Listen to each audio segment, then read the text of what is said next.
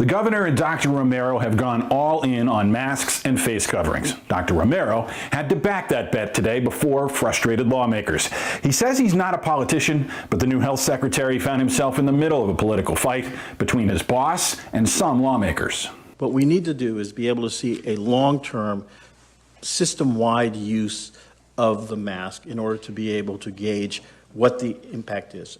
But for some conservative members of the Joint Public Health Committee, their patience has run out. There's a tremendous amount of frustration and a tremendous amount of resistance, and it's going to continue growing, I think. I find it very interesting you didn't mention the Arkansas Constitution at all. Dr. Romero and Health Department staff had to defend the advice they've given to the governor. That advice led to lockdowns and mandates, but now lawmakers ask, where are the boundaries? Are you going to mandate hand washing? Are you going to mandate social distancing? I mean, we've recommended those things. We are being told we have to do something, not for ourselves, but for the good of all, which is a very socialist thought process in and of itself.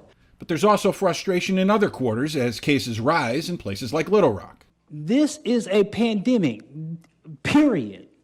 And so I don't know why we are arguing with Dr. Romero and the governor about what we should do.